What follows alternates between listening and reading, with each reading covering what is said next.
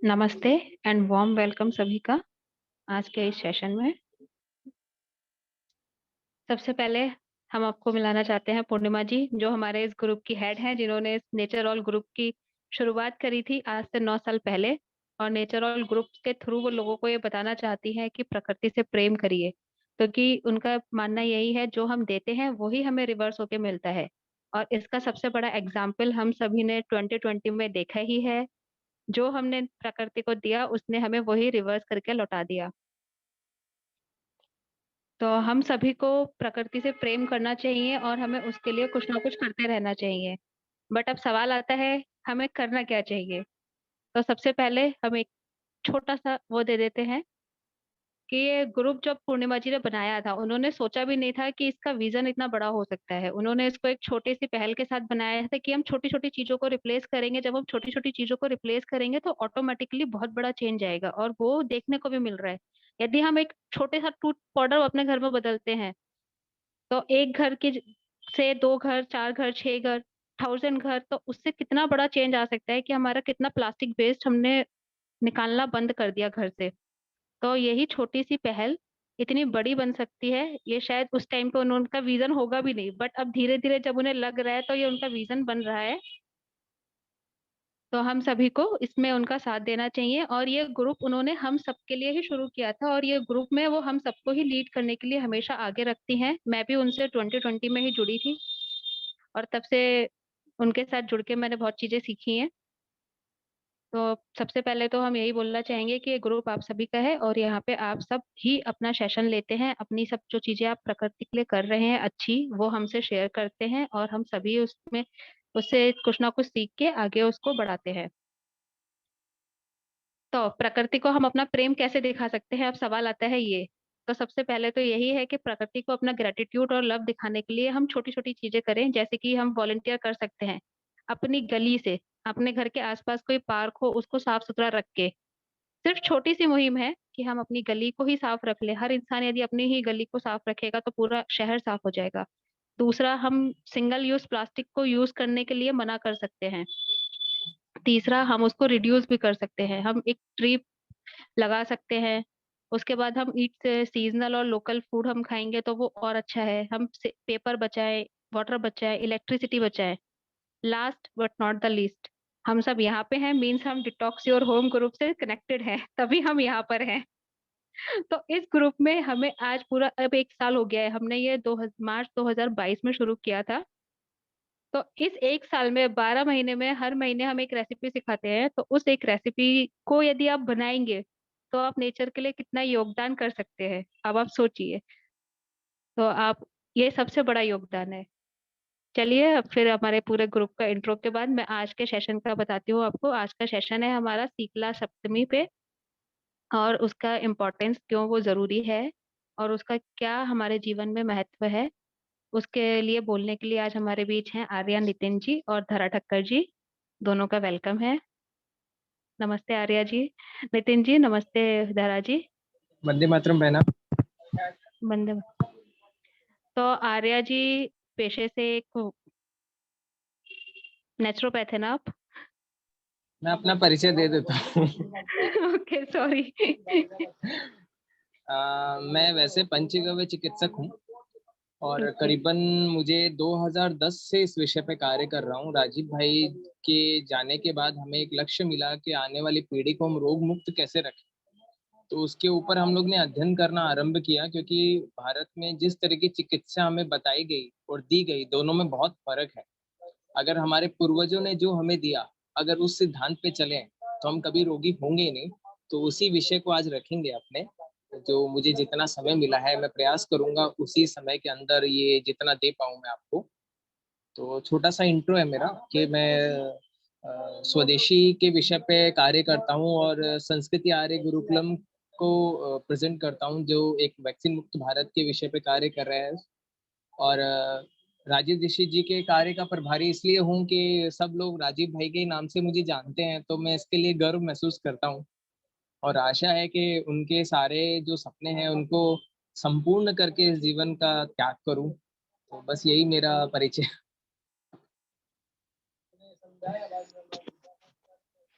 ये परिचय उन्होंने देखिए कितना ईज़िली बहुत छोटे सिंपल शब्दों में दे दिया बट ये बहुत बड़ा काम है। आज के समाज को इसकी बहुत ज़रूरत है। चलिए धरा जी भी हमारे बीच है। धरा जी आप हैं? धरा जी को तो हम सभी जानते हैं, नेचर ऑल की टीम की जान, शान, आन, बान। धरा जी आप म्यूट है और धरा जी आज साड़ी में बहुत जच रही है। धरा जी आप म्यूट हैं।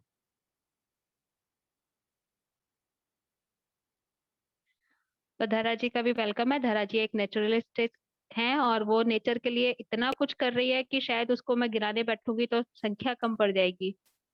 तो हम उन्हीं के मुँह से सुनते हैं। Thank you so much. और मैं आज खुश हूँ कि आज हमारे मंच पे नितिन जी आए हुए हैं और पूर्णिमा जी, हमारी सारी टीम को और जितने भी लोग जुड़े हैं सभी को धन्यवाद कि आपने स्पेशली चिड़ियों के लिए अपना कीमती समय निकाला है। तो हम शुरुआत करेंगे सेशन की, आगे बढ़ेंगे। तो बाद में नितिन जी को हम इस विषय में जोड़ेंगे कि कहाँ ये हमारे शास्त्रों में जोड़ा गया है, कितने ब्यूटीफुल वे में ये हमारी चीजें, हम जो आज बोलते हैं सस्टेनेबिलिटी हम कर रहे हैं या पर्यावरण बचा रहे हैं, संरक्षण कर रहे हैं, ये हमारे पूर्वज हम उनकी डे टू डे लाइफ में वो कर ही रहे थे। उनको एक्स्ट्रा एफर्ट डालने की जरूरत नहीं थी, वो अपने आप हो रहा था काम। आज हमें वो एक ट्रेंड बन गया है जो अलग से करना पड़ता है ये चीज। तो आगे हम देखेंगे कि कैसे हम अपने जीवन का हिस्सा बना सकते हैं। तो आज का हम मूल विषय है शीतला सप्तमी, जो नितिन जी एक्सप्लेन करेंगे, और वर्ल्ड स्पैरो डे। तो उस विषय को मैं थोड़ा सा आपको विस्तार से समझाऊंगी कि ये क्यों मनाया जाता है, क्यों इसकी जरूरत पड़ी। तो मैं अपना पीपीटी शेयर करके आपको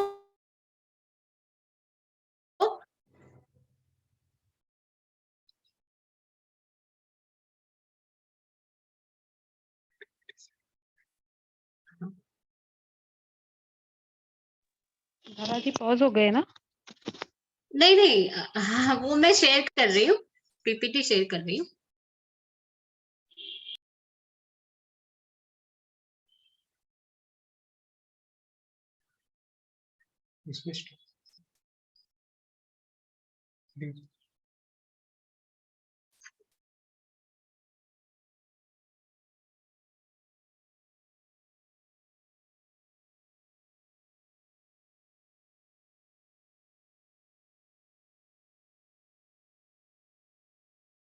आज एक्चुअली मेरा पीसी थोड़ा सा, जो लैपटॉप है थोड़ा सा स्लो चल रहा है, हैंग कर रहा है, इसलिए मुझे काफी डिले हो रहा है इस चीज को करने में।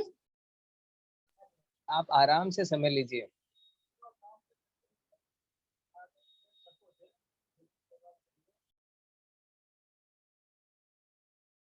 पीसी को आई लव यू बोलिए।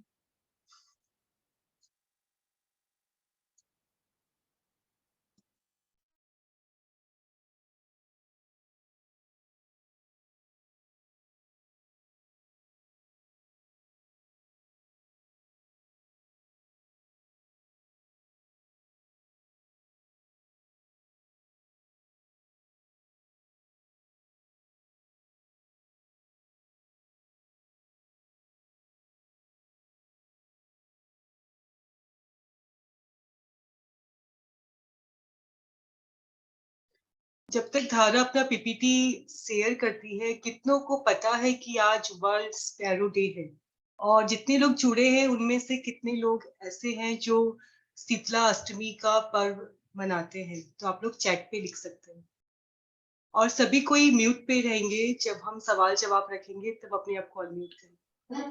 तब तक आप सभी चैट पे लिख सकते हो। पूर्णिमा दीदी सबसे कहिए कि अपने वीडियोस ऑन करें, क्योंकि हमें लगेगा कि हाँ, हम आपसे यस। बात कर रहा हूँ। हाँ, ये सबसे हम्बल रिक्वेस्ट है। आप कनेक्टेड, अगर सच में कनेक्टेड हो तो आप सभी अपना वीडियो ऑन कर दो। धन्यवाद।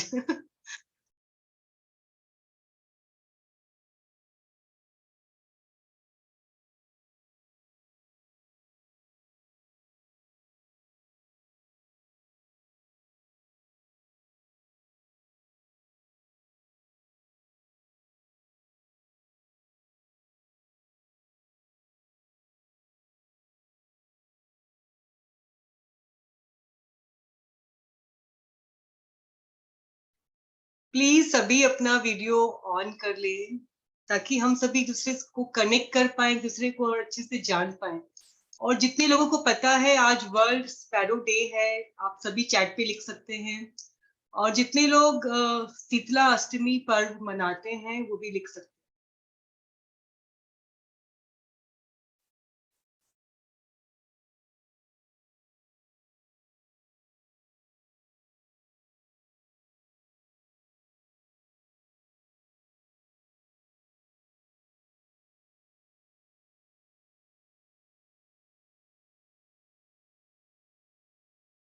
काफी लोग लिख रहे हैं, उनको पता है कि आज कौन सा दिन है। हम लोग शीतलाष्टमी मनाते हैं। सरोज जी ने लिखा है।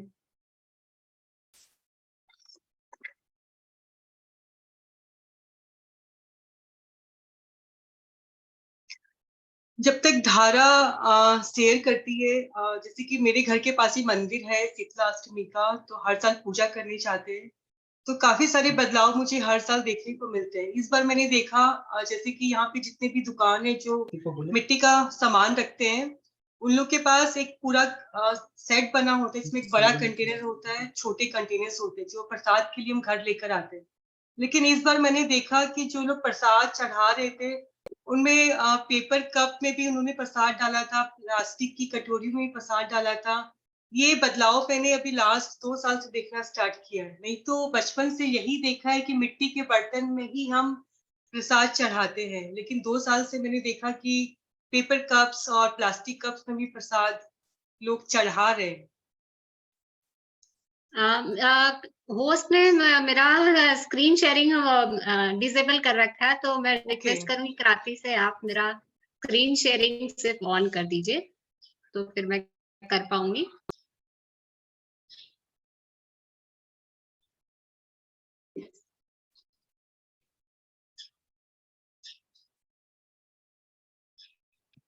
सारा हुआ? हाँ, हो गया।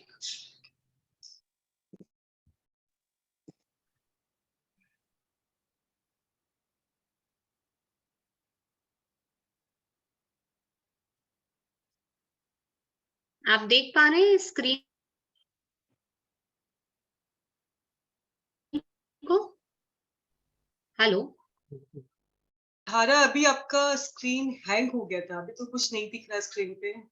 अभी दिखाई दे रहा? यस, हाँ, now visible. Okay, so finally, और सबको मैं इस असुविधा के लिए माफी चाहती हूँ कि आपका कीमती समय थोड़ा सा इसकी वजह से थोड़ा सा कीमती समय आपका लगा। तो शुरुआत करते हैं। जैसे पूर्णिमा जी ने जैसे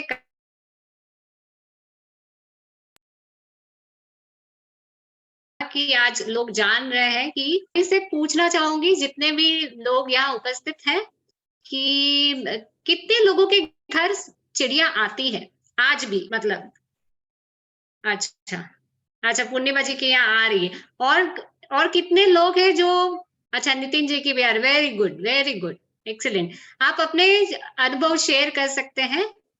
यस, तो बहुत ही अच्छी बात है कि चिड़िया आपके यहाँ आ रही है। तो आगे हम देखेंगे कि आप बहुत लकी हैं जो आपके यहाँ चिड़िया आती है। सो हम थोड़ा सा आज का दिन क्यों मनाया जाता है, इस पर हम थोड़ा सा देखते हैं कि क्यों मनाया जाता है और इसकी जरूरत क्यों पड़ी। तो 2010 में इसकी पहला वर्ल्ड स्पैरो डे मनाया गया, और इसकी स्थापना जो की है वो मोहम्मद दिलावर जी, जो एक एनवायरमेंटलिस्ट हैं और नासिक से बिलोंग करते हैं, और उनका विशेष प्रेम था चिड़ियों के लिए। तो वो एनवायरमेंट हीरो के नाम से उनको खिताब दिया गया था, और उन्होंने ये पहल शुरू की थी चिड़ियों के लिए। तो फिर उसके बाद ये सब एक टीम की मदद से फिर चिड़िया की संरक्षण के लिए काम करने के दौरान ये मुहिम को आगे बढ़ाया गया, और फिर ये वर्ल्ड स्पैरो डे करीबन 40 देशों में इसको सेलिब्रेट किया जाता है। मतलब ये ना ही सिर्फ भारत में, बट ये विश्व भर में इसको मनाया जाता है। तो जैसे आप लोगों ने बताया कि वेरी गुड, बहुत से लोगों के घर आज भी चिड़िया आती है, तो मुझे खुशी है, बहुत अच्छा लगा जानकर। और कितने लोगों, मुझे लगता है सभी लोगों को यहाँ जानते होंगे कि हमारा राष्ट्रीय पक्षी कौन सा है। मुझे लगता है सभी जानते होंगे राष्ट्रीय पक्षी। कोई बताएगा हमारा राष्ट्रीय पक्षी कौन सा है? मोर। Absolutely, absolutely, very good. और कितने लोग जानते हैं कि हमारे राज्य पक्षी भी होते हैं? भारत में सभी राज्यों के अपने एक पक्षी है, कोई जानता है? यस। Very good. कोई बताना चाहेगा इस पर, शेयर करना चाहेगा कि हम भारत में हमारे अभी फिलहाल 28 राज्य हैं और 8 यूनियन टेरिटरीज है, उसमें से सभी राज्यों का अपना एक राज्य पक्षी है। तो कोई जानता होगा इस विषय पे तो जरूर शेयर कर सकता है। अच्छा ठीक है, नहीं जानते तो आज जान लेते हैं, ठीक है। तो हमारे हर राज्य, हम इतने खुश, मतलब मैं अपने आप को बहुत ही खुशनसीब समझती हूँ और बहुत ही ब्लेस समझती हूँ कि मेरा जन्म भारत जैसे समृद्ध और बहुत ही वैभवशाली देश में जन्म हुआ, जो यहाँ बायोडाइवर्सिटी कूट कूट के भरी हुई है। तो आप देख सकते हैं कि हमारे हर राज्य के लिए एक पक्षी दिया गया है, यानी इतनी हमारी बायोडाइवर्सिटी इतनी समृद्ध है, अबंडेंस है। तो आपको मैं एक टास्क दूंगी कि आप जो भी राज्य से जुड़े हैं, आज का आपका टास्क होगा, आप गूगल करके पता करेंगे और ग्रुप में डालेंगे कि आप ये राज्य से हैं और आपका राज्य पक्षी ये है। तो आपका पहला टास्क मैंने आपको दिया है आज का, ठीक है। तो आज मुझे ग्रुप में मैसेज चाहिए कि आप इस राज्य से हैं और आपका राज्य पक्षी कौन सा है। तो आप देखेंगे कि ये बहुत ही विविधता के पक्षी हैं, हर राज्य का अपना पक्षी है। तो चिड़िया भी एक राज्य का पक्षी है। तो एक खास देखते हैं चिड़िया किस राज्य का पक्षी, कोई बता पाएगा? कोई जानता है? चिड़िया भी एक राज्य का पक्षी है, हाउस पैरो। चलिए ठीक है, आगे बढ़ते हैं। तो चिड़िया हमारे दिल्ली का राज्य पक्षी है, हाउस पैरो। और ये जब शीला दीक्षित जी थी तभी से उन्होंने ये डिक्लेयर कर दिया था। तो ये दिल्ली के साथ साथ और एक राज्य का भी ये राज्य पक्षी है, क्योंकि चिड़िया खास है। Bihar. Very good, very good Saroj ji, very good Shashi ji, yes. आप बिहार का राज्य पक्षी है चिड़िया। तो आइए देखते हैं कि चिड़ियों की कितनी प्रजातियां होती हैं। कोई बता पाएगा कि चिड़ियों की कितनी प्रजातियां हैं? किसी को कुछ आइडिया? अच्छा ठीक है। तो हम जो हमारे यहाँ चिड़िया देख रहे हैं, तो आप देखेंगे विश्व भर में करीबन 20 से भी ज्यादा चिड़ियों की प्रजातियां हैं और ये पूरे विश्व भर में पाई जाती है। तो आप देख सकते हैं कि ओल्ड स्पैरोज और न्यू स्पैरोज। तो ओल्ड स्पैरोज क्या होता है, न्यू स्पैरोज क्या होता है? ओल्ड स्पैरोज यानी जैसे जैसे इवोल्यूशन हुआ वैसे उनमें भी कुछ बदलाव आने से, उनके भी रहन सहन खान पान में बदल होने से उनकी भी एक नई पीढ़ी जन्म हुई, इसलिए उनको ओल्ड स्पैरो और न्यू स्पैरो कहा जाता है। तो हम देखते हैं कि हमारे भारत में ये 6 प्रकार की चिड़िया आपको देखने मिलेगी। और इसमें से सबसे पहली जो चिड़िया है, ये बहुत आम चिड़िया है जिसको हाउस स्पैरो कहा जाता है। तो आपके जो आसपास जो निवास पे दिखाई देती है वो ये हाउस स्पैरो होती है, जो ये सबसे पहली ये चिड़िया है। तो आइए हम देखेंगे कि इसकी क्या विशेषता है और इसको क्यों हाउस स्पैरो कहा जाता है, ठीक है। तो हाउस स्पैरो नाम ही देखिए आप उसका, हाउस स्पैरो है, ठीक है। सिर्फ स्पैरो नहीं दिया गया है, हाउस स्पैरो दिया गया है। तो इसका हम साइंटिफिक नेम देखते हैं, तो पैसर डोमेस्टिकस। पैसर डोमेस्टिकस का अर्थ आप देखेंगे, ये 2 शब्द है, दोनों शब्दों को आप तोड़ के देखेंगे ना, तो पैसर का मतलब होता है कि एक्टिव बर्ड, यानी जो बहुत ही एक्टिव पक्षी होता है जो उछल कूद करता है, बहुत ही उसकी दिनचर्या बहुत ही एक्टिव होती है। तो और ये सारे जो भी साइंटिफिक नाम होते हैं वो लैटिन शब्द होते हैं। और उसका दूसरा शब्द का अर्थ देखेंगे, डोमेस्टिकस का अर्थ ये होता है कि ये मानव आवास के आसपास रहने वाली चिड़िया है या जीव है। तो उस दोनों को आप जोड़ते हैं तो आपको हाउस स्पैरो मिलता है। तो अभी आपको समझ में आ गया होगा कि इसको हाउस स्पैरो क्यों कहते हैं, क्योंकि ये मानव आवास के ऊपर निर्भर रहती है। ये हम मानवों पे निर्भर है उनका जीवन। और एक ये इंटरेस्टिंग बात ये है कि जब साइंटिफिक नामों की जब रचना हो रही थी तो चिड़िया उनमें से सबसे पहला जीव है जिनका ये साइंटिफिक नाम रखने की शुरुआत की गई। सो ये भी एक खास विशेषता है चिड़िया की। तो आगे देखते हैं। तो कुछ ऐसी बातें जानते हैं चिड़ियों के बारे में जो शायद आप नहीं जानते होंगे। तो आज आपको जान के मजा भी आएगा और हैरानी भी होगी। तो देखते हैं उनके इंटरेस्टिंग फैक्ट्स क्या है चिड़ियों के। तो सबसे पहले कौन जानता है कि मेल फीमेल दोनों अलग होते हैं? कितने लोग पहचान पाते हैं? कोई बता पाएगा कि मेल चिड़िया फीमेल चिड़िया पहचानते हैं बहुत अच्छे से? ऐसा कोई है ग्रुप में कि देख के बता देगा हाँ ये मेल है ये फीमेल है कोई ऐसा? The one which has got the black, बता पाते हैं, वेरी गुड। और कोई है? I think. Yeah, अच्छा, सरस्वती। तो देखिए ये जो चिड़िया है उसमें बहुत ही क्लियरली डिफरेंस होता है मेल और फीमेल में। तो आप इस पिक्चर में देखेंगे तो ये जो इसके गर्दन के नीचे जो काला रंग है और ये इसको व्हाइट चिक्स बोलते हैं, तो ये मेल है। थोड़ा रौबदार होता है और थोड़ा सा इसका रंग गहरा भी होता है, तो ये मेल होता है। और ये जो है हल्के भूरे रंग की होती है, उसमें डार्क रंग नहीं होता, हल्का सा रंग होता है। और बच्चे भी इसी तरह दिखते हैं फीमेल की तरह। तो बहुत बार ऐसा लगता है, थोड़ा सा कंफ्यूजन होता है ये बच्चा है या फीमेल है। तो बच्चे और फीमेल हल्के भूरे रंग के होते, उनमें ये डार्क कलर के पैचेस नहीं होते। तो ये बहुत आसान हो जाता है मेल और फीमेल को पहचानना। तो आप उनको आसानी से पहचान सकते हैं, ठीक है। और दूसरा फैक्ट है कि आपको जान के हैरानी होगी कि चिड़िया कभी भी पेड़ों पे घोंसला नहीं बनाती। हम जनरली हमको ऐसा होता है कि अरे पक्षी है तो पेड़ पे घोंसला बनाएगा, राइट। आप कौवे का घोंसला देख सकते हैं, आप चील का घोंसला देखेंगे, तोता का देखेंगे, और भी सारे पक्षियों का आप घोंसला देखेंगे, बट चिड़िया कभी भी पेड़ पे घोंसला नहीं बनाती। तो कहाँ घोंसला बनाती है? वो मानव आवास के आसपास घोंसला बनाती है। और पहले के जमाने में कैसे हमारे रूफ टेराकोटा के टाइल्स होती थी, तो हमारा घर उसी तरह बनता था और हमारे यहाँ प्रोविजन दिया ही जाता था कि बर्ड्स के लिए, चिड़ियों के लिए आवास का एक प्रोविजन पहले से बनाया जाता था। तो आगे देखते हैं।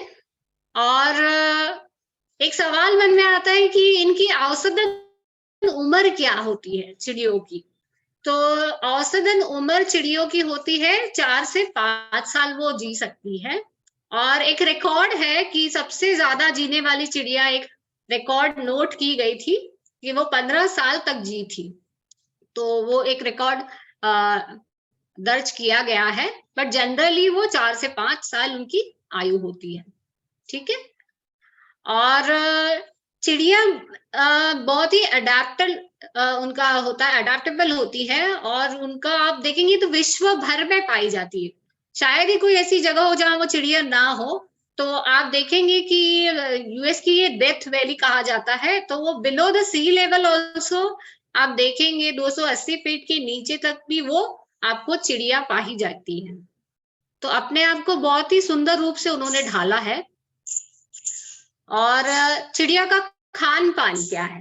तो चिड़िया आप देखेंगे तो ओरिजिनली आप देखेंगे कि आप पूर्वज देखेंगे चिड़ियों के, तो कैसे वो कार्निवरस थे, मतलब वो अनाज के अलावा भी और बहुत कुछ खाते थे, मांस वगैरह भी खाते थे। लेकिन धीरे धीरे उन्होंने अपने आप को इवॉल्व किया, तो अब वो आप देखेंगे कि इस दौर में वो ज्यादातर जो बेर होते हैं, बेरीज बोलते हैं, बेरीज हो गए, फ्रूट्स हो गए, और धान खाती है। और साइंटिफिक आप देखेंगे, रिसर्च की गई है, तो करीबन 800 से ज्यादा तरह के भोजन वो खा पाती है। तो आगे बढ़ते हैं।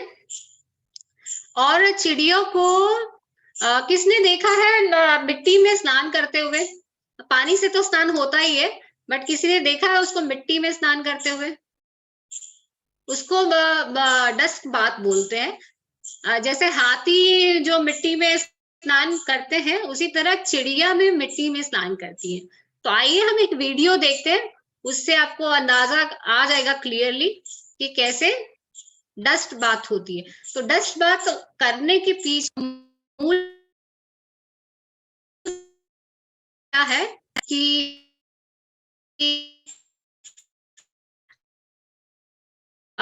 मिट्टी में जब वो होता है वो निकल जाता है, तो ये अपने आप को परजीवी से मुक्त करने के लिए वो ये डस्ट बाथ करती है। तो एक छोटा सा वीडियो देखेंगे तो उसमें आपको अंदाजा आएगा कि ये कैसे होता है। और ये वीडियो मैंने शूट किया था मुंबई में, मुझे लगता है ये 2015 या 14 की वीडियो है। और कैसे मेरा घर फर्स्ट फ्लोर पे था, और ये कैसे ये सारी एक्टिविटी ग्राउंड फ्लोर पे हो रही थी। तो मेरा दिन की शुरुआत चिड़ियों से होती थी, और आगे मैं बताऊंगी कि मेरा कनेक्शन कैसे हुआ चिड़ियों से, मुझे क्यों लगाव है इतना चिड़ियों से। मेरा सारा दिन शूटिंग में जाता था चिड़ियों के। तो आप ये देख सकते हैं, आप वीडियो देख पा रहे हैं?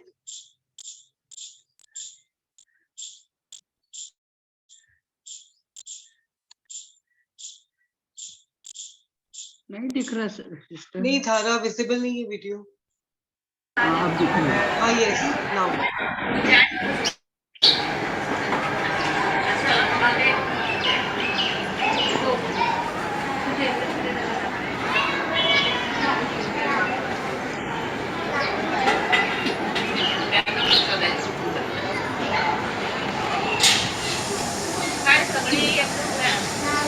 इसमें आप देख पा रहे हैं कि देखिए चिड़िया कैसे स्नान कर रही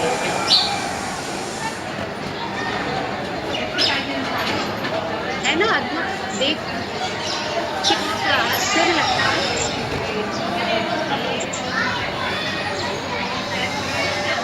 और ये उनको ये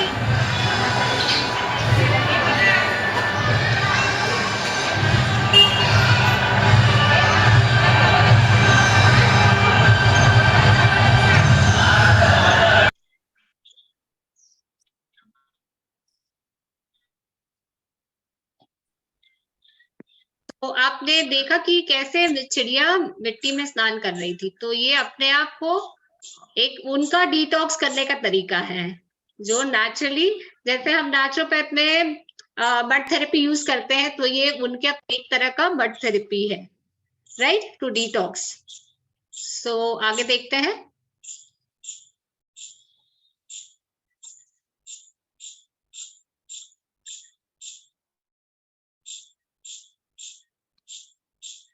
यस, सो कितने लोग जानते हैं कि चिड़िया चल नहीं सकती, वो जंप करती है? आपने कभी देखा है चिड़ियों को चलते हुए?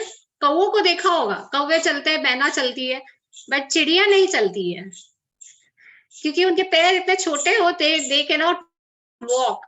वो क्या करती है? जंप करती है। तो आप कभी भी गौर कीजिएगा, चिड़ियों को गौर से देखने की कोशिश कीजिएगा, तो आपको वो देख के बहुत मजा आएगा कि वो ऐसे फुदक फुदक के चलती है। तो देखने में इतना अच्छा लगता है, बहुत प्यारा लगता है। तो आगे बढ़ते हैं। और चिड़ियों की उड़ान आप बात कर रहे हैं, तो उड़ान उनकी 24 माइल प्रति घंटे है। और जब वो और तेज अगर कोई खतरा महसूस करती है, तो 31 किलोमीटर पर आवर वो फ्लाई कर सकती है। तो आगे बढ़ते हैं। ना सिर्फ उड़ना बेहतर, बट वो तैरना भी अच्छा जानती है। तो चिड़िया अच्छी स्विमर भी होती है, तो अगर उनको कोई खतरा महसूस लगता है तो वो बहुत अच्छे से स्विम भी कर सकती है। They are good swimmer. और चिड़ियों का जीवन चक्र आप देखेंगे तो औसतन जब चिड़िया अंडे देती है तो 3 से 5 के बैच में देती है, उसको ब्रूड कहा जाता है। और अंडे 12 से 14 दिन में उसमें से बच्चे निकल आते हैं, तो काफी कम समय होता है। और खास बात यह है कि दोनों मेल और फीमेल माता पिता दोनों अंडे सेटने का काम करते हैं, मतलब जिम्मेदारी आधी आधी बांट रखी है दोनों ने। और इनका ब्रीडिंग सीजन अभी है, शुरू है फिलहाल में, जनवरी से अप्रैल तक उनका ब्रीडिंग सीजन होता है। तो इस दौरान आपको दिखेंगी चिड़िया घोंसला बनाते हुए, और आप देखेंगे छोटे बच्चे भी उस दौरान आपको बहुत सारे दिखेंगे। तो आगे बढ़ते हैं, देखते हैं। जनरली आपको दिखेगा कि मेल जो स्पैरो है वो फीमेल को खाना खिलाते हुए दिखेगा। तो ये आपको जान के हैरानी होगी कि मेल चलो बच्चे को तो खाना खिलाता है, बात सही है, बट फीमेल को भी खाना खिलाता है। तो उसके पीछे कारण ये है कि वो चाहता है कि देखिए छोटा सा जीव है, फिर भी वो समझता है कि अगर फीमेल हेल्दी होगी तो आगे जाके उसकी जो पीढ़ी है आने वाली, जो बच्चे हैं वो स्वस्थ होंगे और वो ज्यादा नंबर ऑफ एग्स दे पाएंगी, इसलिए उसको वो खाना फीड भी करता है।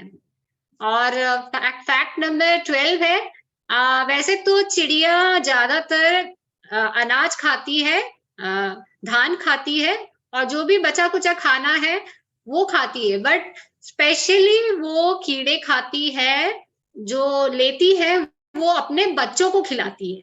तो ऐसा क्यों? हम भी चाहते हैं ना, हम हमारे बच्चों को कुछ स्पेशल देते हैं कि उनकी इम्यूनिटी अच्छी हो। तो जैसे स्वर्ण प्राशन जैसे नितिन जी का सब्जेक्ट है, हम स्वर्ण प्राशन पिला के हम इम्यूनिटी की अश्योरिटी कर लेते हैं कि हमारा बच्चा स्वस्थ होगा। उसी तरह ये अपने बच्चों को इम्यूनिटी स्ट्रॉन्ग करना चाहते हैं, तो ये बच्चों को अभी से ही वो खिलाते हैं कि आगे जाके अगर वो कुछ खाते हैं तो उनकी इम्यूनिटी पहले से ही बिल्डअप हो जाती है। इसलिए आप चिड़िया को देखेंगे कि वो स्पेशली कीड़े खिलाते हैं अपने यंग बच्चों को। और ये बहुत इंटरेस्टिंग फैक्ट है। देखिए ये छोटा सा पक्षी है, लेकिन देखिए कितना उसमें गहराई छुपी हुई है। तो जनरली जब जोड़ा बनता है मेल और फीमेल का, तो वो दोनों जीवन भर साथ रहते हैं। और अगर कोई कारणवश दोनों में से एक गुजर जाता है तो वो दूसरा जल्दी अपनाता नहीं है। अगर शायद ही बहुत कम केस में वो दूसरा जोड़ा अपनाता है दूसरे पक्षी को, वरना वो दूसरे जोड़े को नहीं अपनाता। तो इस पूरी प्रक्रिया को ये मोनोगामस बोला जाता है। तो स्पैरोज आर मोनोगामस, मतलब एक ही जीवन साथी उनके साथ रहता है। कि बहुत लोगों के स्मारक बनते हैं जो वीर काम करते हैं, बट ये भारत ही हमारा एक महान देश है, जहां आपको गुजरात में ये जगह है, वहां पर आपको ये एक बोर्ड मिलेगा जहां एक चिड़िया की मौत हो गई थी, उसके बाद ये उसकी एक पार्टी बनाई गई थी। तो आपको या गुजरात में आप कहीं मौका मिले तो इसको जरूर विजिट कीजिएगा। ये एक वॉर के दौरान रोटी राम लखन ये जो थे वहां पर ये निवास में वहां पे ये चिड़िया का ये पुलिस फायरिंग में चिड़िया मारी गई थी, तो उसको शोक प्रकट करने के लिए और श्रद्धांजलि देने के लिए ये ब्यूटीफुल इन्होंने अपनी दीवार पे वो चिड़िया को लगाया गया है। तो बहुत ही सुंदर है और बहुत सराहनीय है, बहुत आश्चर्यजनक है। तो हमने अब जान लिया कि चिड़िया क्या होती है, उनका खान पान क्या है और कैसे बिहेव करती है। तो लेकिन चिड़ियों को हमें बचाना क्यों चाहिए, क्यों वो जरूरी है?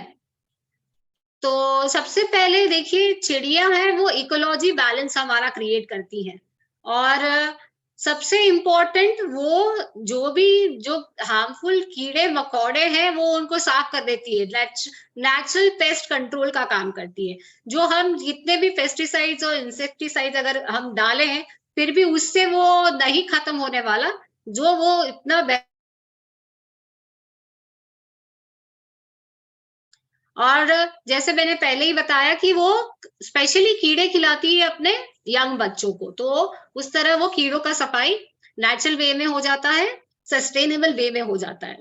और दूसरा पार्ट कि स्पैरो एक फूड चेन का पार्ट है, जहां जो प्रे बर्ड्स है, जैसे ईगल हो गया, बाज हो गए, गिद्ध हो गए, जो बड़े पक्षी हैं उनका ये खाना है चिड़िया, तो ये फूड चेन का हिस्सा है। तो कहीं ना कहीं ये डिस्टर्ब होती है तो हमारी पूरी जो फूड चेन है, वो अन्न जो चेन है उसको डिस्टर्ब करती है, तो अल्टीमेटली वो हमें इफेक्ट करेगा। वो हम देख ही रहे हैं कि कैसे इफेक्ट कर रहा है। सो कोई बता पाएगा तो उनकी संख्या क्यों घट रही है? कोई कारण दे पाएगा कि क्यों उनकी संख्या दिन ब दिन कम होते जा रही है? ड्यू टू हमारे जो नेटवर्क लग रहे हैं 5G, इन सब कारण से इनकी तादाद बहुत कम हुई है।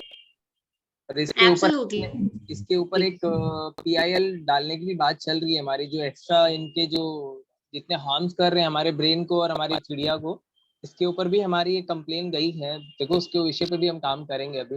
अब आपकी इस बात से और हिम्मत मिलेगी हमें। बहुत बढ़िया, बहुत बढ़िया। और भी बहुत सारे कारण हैं, और कोई बताना चाहेगा, शेयर करना चाहेगा?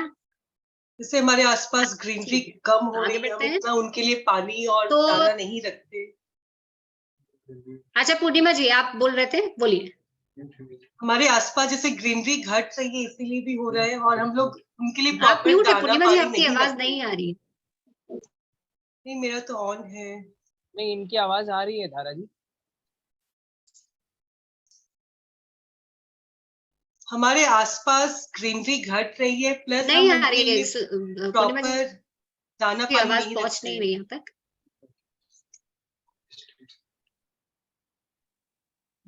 अच्छा ठीक है, हम आगे बढ़ते हैं। सो सबसे पहले जो है लॉस ऑफ हैबिटेट।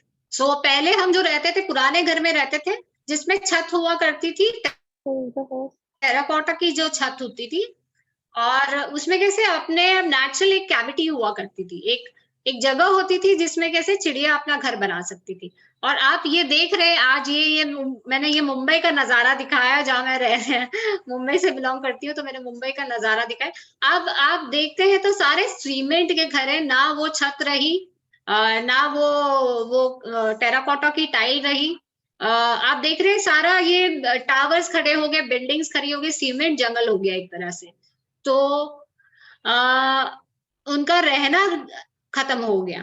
तो आप इस पिक्चर में देख सकते हैं कि देखिए पहले जो था वो इस तरह की टाइल होती थी छत पर, तो उसमें वो नेचुरली वो उनको रहने की जगह हो जाती थी। आप देख सकते हैं, यहाँ देख सकते हैं, तो ये दोनों जगह में आप देख सकते हैं वो आसानी से वो रह पाती थी। और पहले देखिए हमारे यहाँ अनाज इस तरह आता था, कितने लोगों को याद है कि हम किराना दुकान होता था और वहां ऐसे एक सब बोरी में चावल अनाज सब ऐसा खुला पड़ा हुआ रहता था, तो आपको जितना चाहिए एक मग रखा होता था, वो मग से वो बंदा आता था और तौल के वो देता था। कितने लोगों को याद है ये?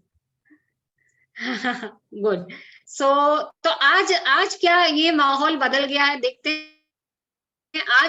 आज हम इस तरह शॉपिंग करते हैं, तो हम बास्केट लेकर जाते हैं और जो चाहिए उसको खरीदते हैं। तो यहाँ ना अनाज है, ना कुछ धान है। आप देख रहे पूरा चकाचक फर्श है। तो पहले कैसे धान डालने निकालने में कुछ दाने गिर जाते थे, तो वो कुछ दाने उनके लिए बहुत है, उनके सर्वाइवल के लिए बहुत है। तो वो सारा कुछ खत्म हो गया। तो सबसे पहले उनका रहना खत्म हुआ, खाना खत्म हुआ। तो जैसे बोलते ना, रोटी गई, मकान गया। आगे देखते हैं।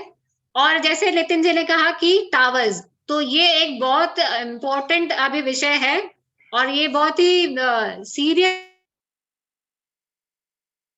हमें तो इम्पैक्ट कर रहा है, और हमसे जुड़ी है, हम पे निर्भर चिड़िया हैं, उनको भी ये इम्पैक्ट कर रही है। तो ये भी एक मुख्य कारण है उनकी संख्या घटने का। और कितने लोग जानते हैं कि चिड़िया का मुख्य खाना, मुख्य और प्रिय भोजन मिलेट्स है। और उसमें भी सबसे ज्यादा प्रिय उनको फॉक्सटेल मिलेट है। और इसकी खासियत ये है कि चिड़िया में ये विशेषता है कि उसका छिलका निकाल के वो खा सकती है। उसकी जो चोंच है वो इस तरह डिजाइन की गई है भगवान ने कि वो उसको खोल के खा सकती है। तो हमारा जो पुराना जो धान था मिलेट, वो भी हमने कहीं ना कहीं खो दिया, और हम सिर्फ गेहूं और चावल अभी जो मोनोक्रॉप है वो उगा रहे हैं। और उस उगाने के दौरान भी हम बहुत सारा केमिकल्स और पेस्टिसाइड यूज करते हैं। तो कहीं ना कहीं ये भी योगदान करता है इनकी गिरावट में। सो डॉक्टर कादर वली जी ने इस पर एक्सपेरिमेंट किया था कि एक पैच में उन्होंने गेहूं चावल जो अपना हम जो अभी डे टू डे लाइफ में जो खा रहे हैं, और एक पैच में उन्होंने मिलेट उगाया और उस पे रिसर्च किया। तो ये रिसर्च में ये पाया गया कि सारी चिड़िया मिलेट खाने आती थी और वो गेहूं चावल नहीं खाती थी। सो ये प्रूव्ड एक्सपेरिमेंट किया गया है, और ये श्री डॉक्टर कादर वली जी ने ये अपने शोध में ये कहा गया है। सो ये बहुत इंपॉर्टेंट फैक्टर है। और ये जान के आपको बहुत हैरानी होगी कि ग्रेट वॉल ऑफ चाइना तो मुझे लगता है सभी ने सुना है, राइट? 7 अजूबों में से एक है great wall of China. But great war of China आपने नहीं सुना होगा कि चाइना ने चिड़ियों के अगेंस्ट एक वॉर छेड़ी थी। तो ये बात है 1958 और 1958-59 की। तो उसमें ये हुआ ये था कि नई सरकार बनी थी, और माओ डेंगजो नाम के ये जो अधिकारी थे वो चाहते थे कि चाइना तभी पूरे अपने बहार पे था, प्रगति के मार्ग पे था। तो वो चाहते थे कि चाइना और प्रगति करे। तो उनका ये सपना था कि उनका, और ये सोच थी कि हमारी जो खेती होती है उसमें से जो धान है चिड़िया खा जाती है, तो उसको कैसे बचाया जाए। तो उन्होंने कैंपेन चलाया, 4 जीवों के खिलाफ कैंपेन चलाया। उन्होंने मच्छर, मक्खी, चूहा और चिड़िया, बोलते ये 4 चीज को हमको खत्म करना है, इसको हटा देंगे तो हमारा देश प्रगति करेगा। तो ये कैंपेन उन्होंने चलाया, और उनको अपने स्तर पे वो कितना काम करते हैं, अगर कोई सर पे काम करती है तो कितना कर लेगी। तो उन्होंने इसमें जनता को भी इंक्लूड किया। तो हर जनता, हर कस्बे, हर जिले में इस बात को आप जोर शोर से लागू किया, और एक मुहिम छेड़ दी कि आपको चिड़िया मारनी है। तो कोई मुझे बता पाएगा 1 बिलियन यानी कितना होता है? 1 बिलियन कितना होता है? कोई बता पाएगा 1 बिलियन कितना होता है? एनीवन? 1 बिलियन यानी कितना होता है? 100 करोड़। 1 अरब। आपकी आवाज नहीं आ रही निधि जी। 1 अरब होता है, 1 अरब। 100 crore. Very good, very good, 100 crore. तो उन्होंने इस कैंपेन के दौरान 2 बिलियन यानी 200 करोड़ चिड़िया मारी। तो आप इमेजिन कर सकते हैं 200 करोड़ चिड़िया मारी उन्होंने, और 1958 में चाइना। इसका नतीजा आप देखिए। हेलो हेलो, अब आ रही है? हेलो हेलो, मेरी आवाज आ रही है? आवाज तो आ रही है आपकी। ओके ओके, आवाज आपकी आ रही है Dhara ji. Okay okay, thank you thank you, okay thank you. तो हेमंत जी आपके वहां से कुछ दिक्कत होगा इसलिए आपको आवाज नहीं आ रही है, बाकी सबको आवाज आ रही है। ओके, तो आगे हम बढ़ते हैं। तो 200 करोड़ चिड़िया उन्होंने मारी। और आपको तो शायद पता होगा कि जो क्षेत्रफल है भारत का और चाइना का क्षेत्रफल बहुत ज्यादा है भारत से, तो इसलिए तो सबसे ज्यादा आबादी वहां है। और हमारी तरह ही चाइना भी बहुत समृद्ध देश है, वो एशियन कंट्रीज में आता है, उसकी भी हवा, पानी, मिट्टी इतनी उपजाऊ है, वहां पर भी इतनी बायोडाइवर्सिटी। तो बट इन्होंने ये इतनी सारी चिड़िया मार तो दी, अब क्या? तो क्या हुआ, इसका नतीजा क्या हुआ? इतनी सारी चिड़िया मारने का नतीजा ये हुआ कि वहां कीड़ों का प्रकोप हो गया, जो चिड़िया खाती थी और कंट्रोल करती थी उसको। तो वो सारी फसलें बर्बाद हो गई और उस साल सूखा पड़ गया, तो खाने को कुछ अनाज बचा नहीं और सूखा था। तो इस दुगनी मार की वजह से करीबन ये देखिए इस तरह ये मारते थे चिड़िया को, और आप देख सकते हैं ये हार बनाया हुआ है, हर आदमी हर बच्चा इसमें लग गया था, और करीबन 330 to 40 मिलियन पीपल उस दौरान मारे गए, उस दौरान उसी साल। ज्यादा उनको वेट करना भी नहीं पड़ा, नेक्स्ट ईयर ही उसको जवाब मिल गया, चिड़िया उस मौत के रूप में वापस आई उनके पास। तो तुरंत उनको समझ में आ गया कि हमने गलती की है इतनी सारी चिड़ियों को मारकर। तो तुरंत नेक्स्ट ईयर उन्होंने एक बिल पास किया, चिड़िया तो अभी बची ही नहीं थी चाइना में, तो उन्होंने एक बिल पास किया कि चिड़ियों को वापस लाना है। तो चिड़ियों को वापस लाना, ये आप देख सकते हैं किस तरह उन्होंने चिड़िया मारी है। तो आप देख सकते हैं 10 से 30 मिलियन लोग नेक्स्ट साल ही मर गए। ये सारा जो सूखा पड़ा और फसल बर्बाद हो गई, उसका ये नतीजा था। तो अब चिड़ियों को वापस लाना उनका कैंपेन बन गया। तो उन्होंने क्या किया, चिड़ियों को इंपोर्ट किया गया, 2.5 लाख चिड़िया उन्होंने चाइना मंगवाई और बसाई फिर से। तो ये काफी शॉकिंग चीज है कि चाइना ने चिड़ियों के खिलाफ इतना कुछ षड्यंत्र रचा, और आप देख सकते हैं कि लोगों की कैसे मौत हुई इस दौरान। आप देख सकते हैं कि कितना ये भयानक है, मतलब हम नेचर के साथ कैसे खिलवाड़ कर सकते हैं, जो हमें पसंद नहीं है हम उसको खत्म कर देंगे, जो हमें चाहिए उसको बुला लेंगे। तो इस चिड़ियों के लिए हमें जरूर कुछ करना चाहिए। तो हम इसके लिए क्या कर सकते हैं, तो मैं थोड़ी सी अपनी एक जर्नी बहुत ही संक्षिप्त में मैं मेरी कहानी में शेयर कर देती हूँ, तो आपको इससे थोड़ी प्रेरणा मिलेगी। और फिर मैं नितिन जी को इनवाइट करूंगी कि ये हमारे शास्त्रों में इनबिल्ट है कि आप इसके लिए क्या काम कर सकते हैं। तो मैं थोड़ा शॉर्ट में अपनी स्टोरी बता देती हूँ, मेरी जर्नी, मेरी चिड़ियों के प्रति कैसे लगाव शुरू हुआ। तो मुझे लगता है बहुत कम लोग जानते हैं मेरी विशेषता तितलियां तो है, बट मेरा पहला प्यार चिड़िया है। तो मैं चिड़ियों के लिए मैंने काम शुरू किया था, और मैंने इसमें स्पेशल प्रशिक्षण लिया गया है बर्ड्स के लिए। तो जैसे दवाइयों का जो अध्ययन करता है, स्टडी करता है, उसको मेडिकल स्टडी कहा जाता है, मेडिकल कर रहा है, मेडिकल पढ़ रहा है। वैसे ही जो पक्षियों का अध्ययन करता है उसको ऑर्निथोलॉजिस्ट बोलते हैं। जो ऑर्निथोलॉजी एक सब्जेक्ट है जिसको पक्षियों का सब्जेक्ट कहा जाता है। तो उस पे मैंने डिग्री ली है, कोर्स किया है। तो मेरी शुरुआत मुंबई से हुई है, और एक थॉट के साथ हुआ था कि मैं अपना खाना खुद उगाना चाहती थी। तो उस दौरान आप देख ही रहे, मुंबई में जगह की तंगी होने के कारण मैं बहुत बड़ा कुछ नहीं उगा सकती थी। तो फिर मैंने अपना किचन गार्डन से शुरू की, चलो एटलीस्ट कड़ी पत्ता नींबू मेरे यहाँ होना चाहिए। तो मैंने उस तरह अपने छोटी सी बालकनी में ये शुरू किया। तो उस दौरान मुझे पता चला कि अच्छी खाद बनाना बहुत जरूरी है। ये मैं क्यों बता रही हूँ कि आपको ये पड़ाव से गुजरना होगा, अगर आप उस मुकाम तक पहुंचना चाहते तो ये पड़ाव है सारे। फिर मैंने कंपोस्टिंग सीखी, खाद बनाना। तो खाद बना, ये वाणी मूर्ति है जो बैंगलोर से, ये मेरी प्रेरणा रही खाद बनाने के दौरान। बहुत सुंदर खाद बनाती है, और कंपोस्टिंग क्वीन वॉमी रानी के नाम से जानी जाती है, और बहुत ही इंस्पायरिंग लेडी है।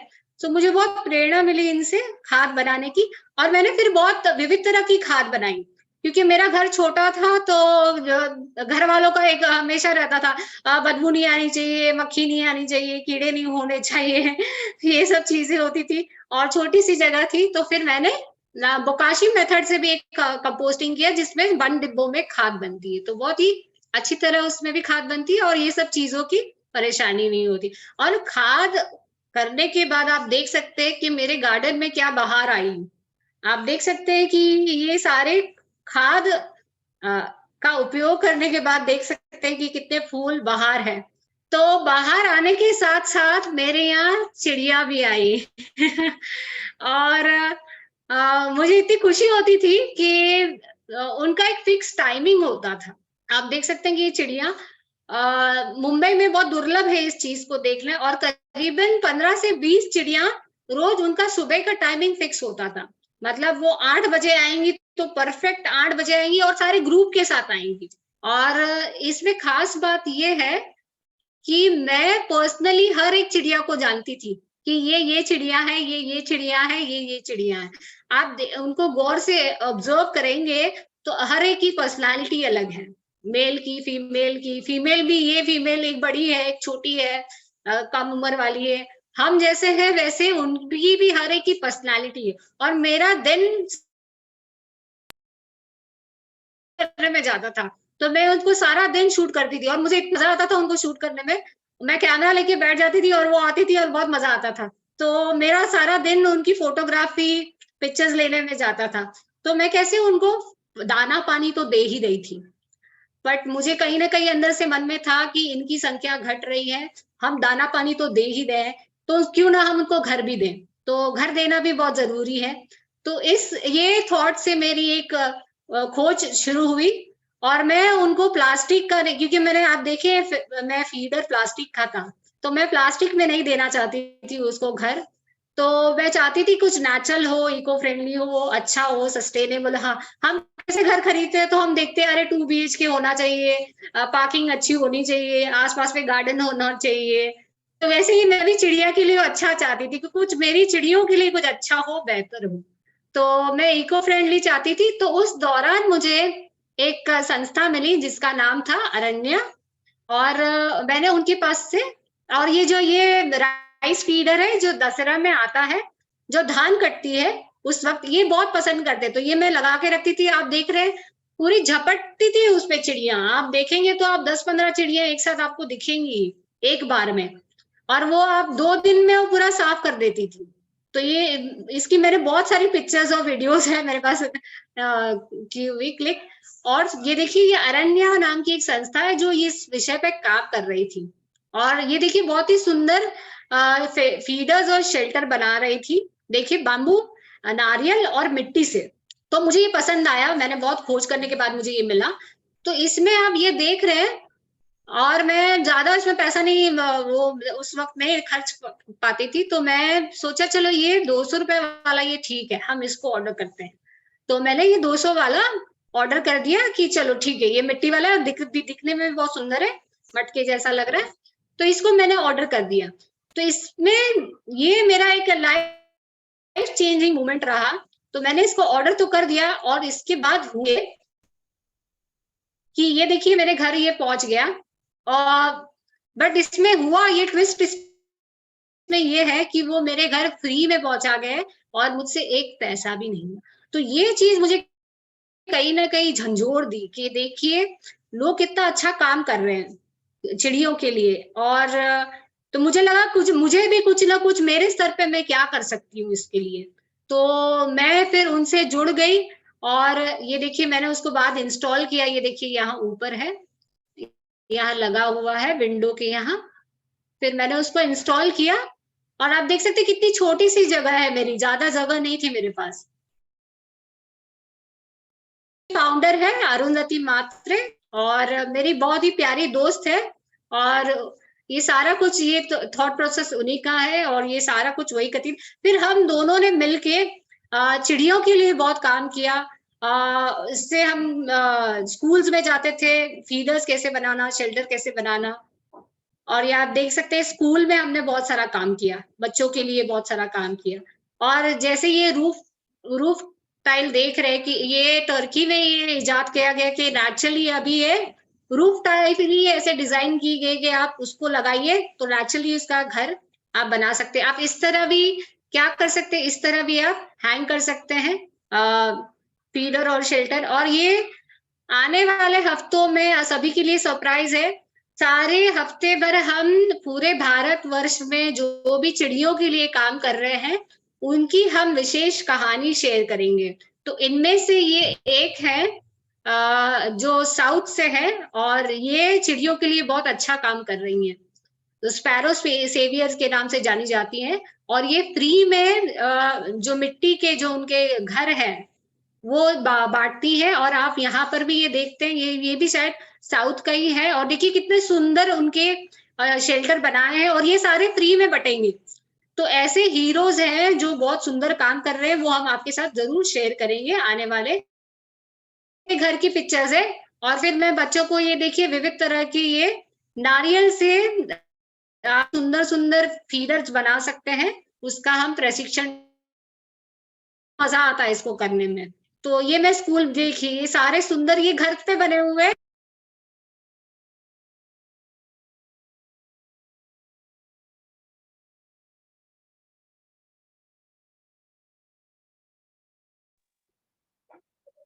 धारा जी, आपकी आवाज नहीं आ रही है। धारा का वीडियो नारियल इस्तेमाल, Yeah, मेरे can यहाँ you बहुत please नारियल share the इस्तेमाल previous होता है। slide, ठीक है, the मैं coconut, इसके लिए गरिमा जी को बहुत बहुत शुक्रिया देना चाहूंगी कि उन्होंने मुझे ये स्पेशली कोलकाता से भेजा था। तो और आप क्या कर सकते हैं, आप इस तरह की चीजें जो चिड़िया को रिप्रेजेंट करती है, और ये हमारा आर्ट भी है, और ये एक सिटी भी है, मतलब चिड़िया बोलती है, मीठा बोलती है। तो अपने बच्चों को इससे जरूर इंट्रोड्यूस कीजिए, और किसी भी फॉर्म में, गीत में, पेंटिंग में, किसी न किसी फॉर्म में चिड़िया को अपने जीवन में जरूर इंक्लूड कीजिए। और मैं यहाँ नितिन जी को इनवाइट करना चाहूंगी कि मैंने ज्यादा समय ले लिया, बट अब नितिन जी बताएंगे कि हमारे शास्त्रों में क्या आप कर सकते हैं, जो आप फीडर रख सकते हैं, वो हमारे शास्त्रों में ऑलरेडी है, वो उस पर थोड़ी सी रोशनी डालेंगे नितिन जी। जो हम शीतला सातम के माध्यम से हम जो मनाते हम ले आते हैं, उसको हम कैसे कर सकते हैं, वो आप थोड़ा रोशनी डालिए। वेलकम नितिन जी। सभी माँ शक्ति को मेरा प्रणाम, और पूर्णिमा दीदी आपको एक मिनट, मैं अपना स्क्रीन शेयर बंद कर देती हूँ।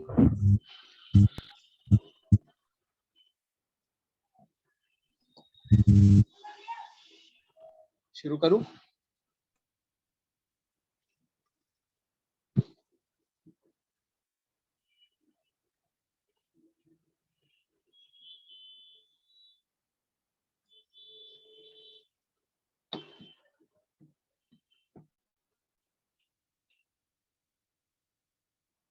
चलिए मैं आरंभ करूं।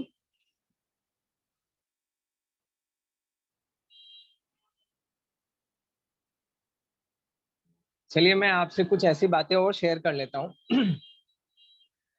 हालांकि अभी जैसे उन्होंने कहा कि गोरैया चिड़िया मिट्टी से भी खेलती है, तो उसका एक और कारण बताता हूँ। इन दिनों आपने देखा होगा कीट पतंगे बहुत उड़ते हैं, जिसको दीमक के रूप में हम जानते हैं।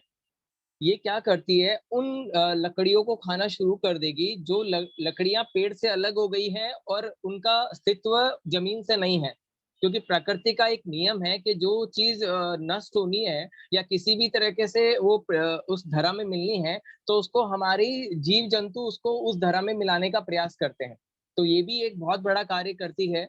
और दूसरा, चिड़िया जिस पेड़ पर बैठती है, इसलिए आपने देखा होगा कि रोड पर जितने पेड़ होते हैं उनको कोई खाद देने की आवश्यकता नहीं होती, या किसी भी तरह का एक जैविक चीजें देने की आवश्यकता नहीं पड़ती, क्योंकि जो इनका मल होता है वही उनकी सबसे बड़ी औषधि होती है जो इनको ग्रोथ करती है।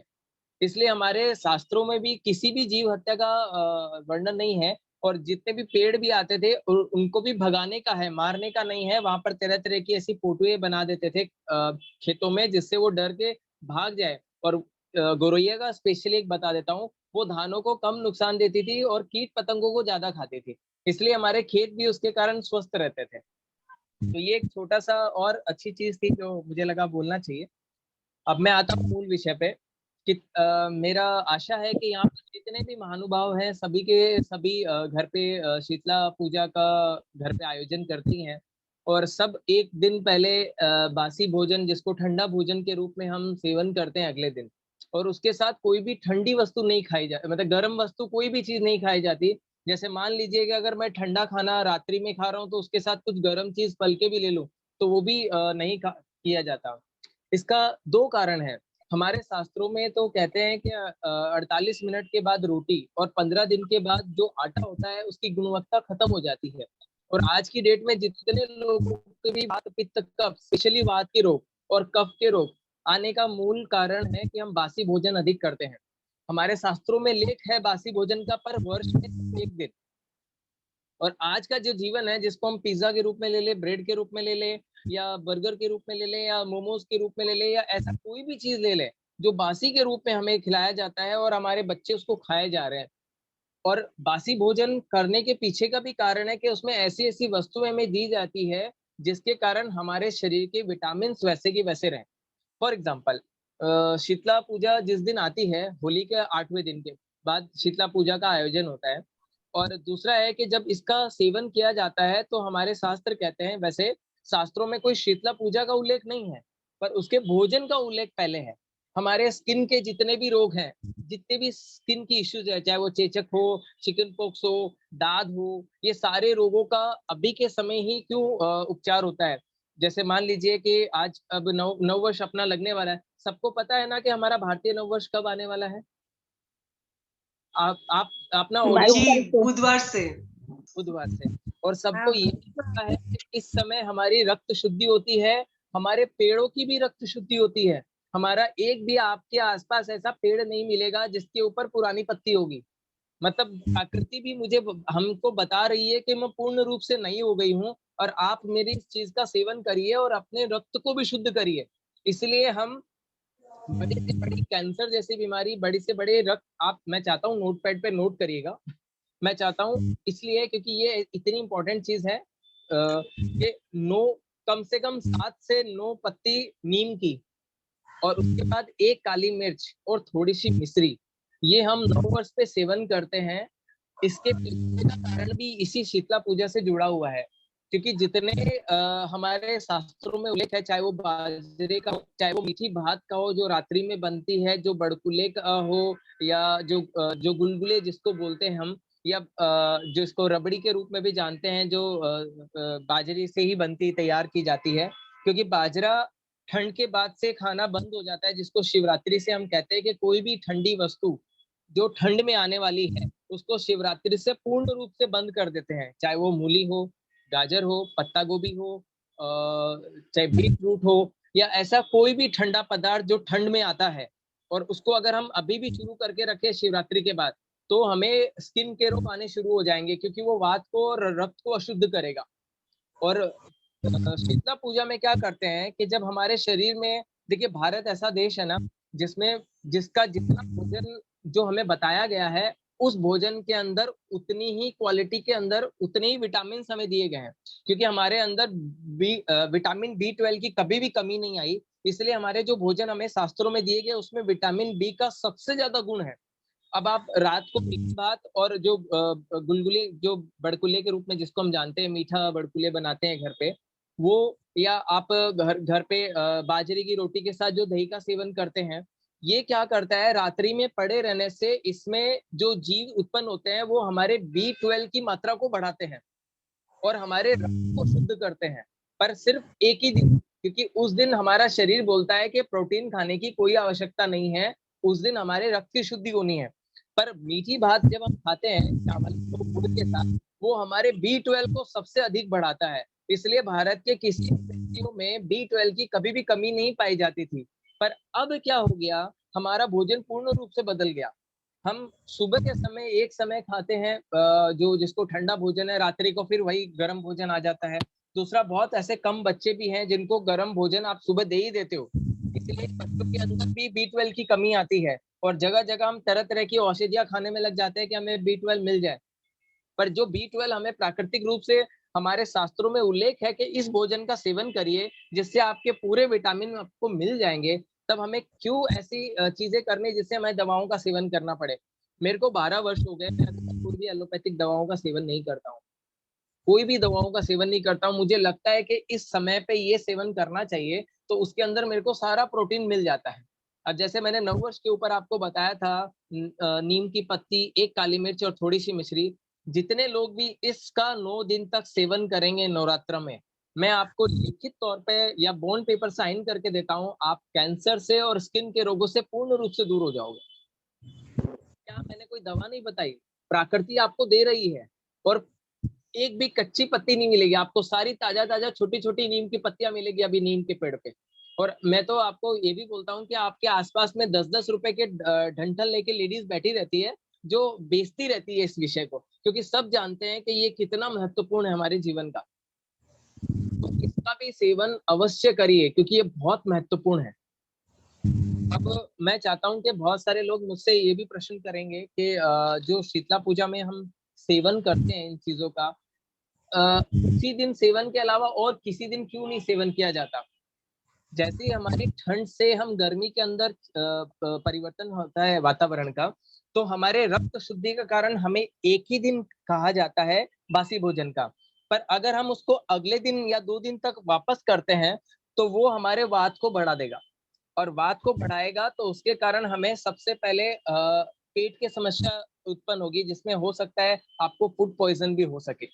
तो आपको जिस दिन आपको करना है, सिर्फ एक ही दिन ध्यान रहे कि मुझे एक ही दिन बासी भोजन का सेवन करना है। उसके अलावा अगले दिन बासी भोजन का सेवन हमारे शास्त्रों में भी उल्लेख नहीं है कि आपको कंटिन्यू करना है। तो आप एक दिन इस विषय का इस भोजन का आनंद जरूर लें और अच्छे से खाएं। और किसी भी सेवन में चीनी, देखिए शास्त्रों में चीनी नहीं है, तो लोग चीनी के मीठे भात बनाते हैं, उसका सेवन नहीं करेंगे, वर्जित है।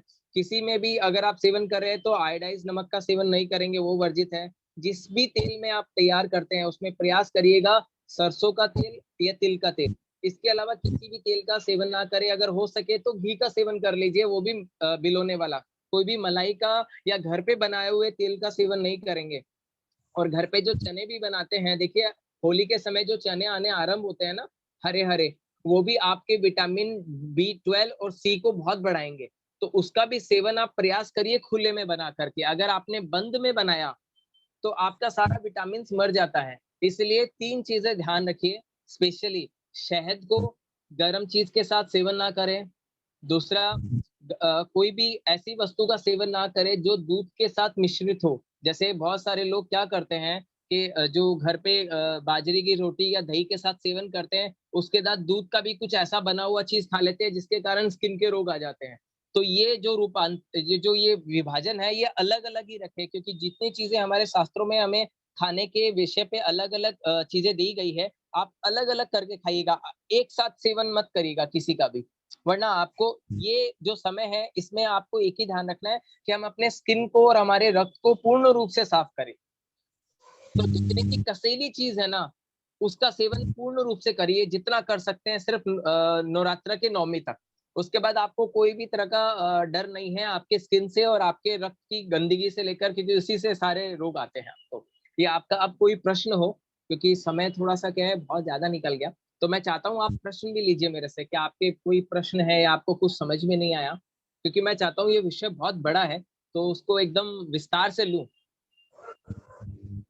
भैया जैसे अपना होली का फेस्टिवल गया, होली के बाद अपना शीतला अष्टमी आता है, और जैसे कि बचपन से हमने देखा है कि मिट्टी की कंटेनर में प्रसाद लेकर जाना और एक बड़ा कंटेनर लेके जाना, तो उसको घर लाकर हम लोग चिड़ियों के लिए पानी रखते थे। तो इसके पीछे का क्या साइंस है, कैसे ये स्टार्ट हुआ, इसके पीछे क्या रहस्य छिपा है, ये कैसे हमें सिखाया गया ये चीज? मैं इसका रीजन बताता हूँ। पहले तो भारत में क्या है, हमारा क्या बताऊं, हमारे भारत के ऊपर इतनी त्रासदी हुई ना कि हमारी संस्कृति को सबसे पहले नष्ट किया गया।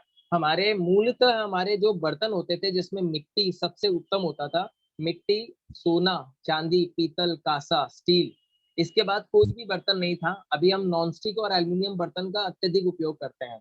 पर जब मिट्टी के उपयोग करते हैं उन पात्रों में, तो 2 कारण होते हैं। देखिएगा जितने लोग पूजा करके आते हैं तो छोटा सा पौधा भी लेके आते हैं। आप देखिएगा कई ऐसी महिलाएं होंगी जो वहां पर किसी भी तरह का पौधा को लेकर आएंगी और उसी पात्र में लेके आएंगी और घर पे लगाती है।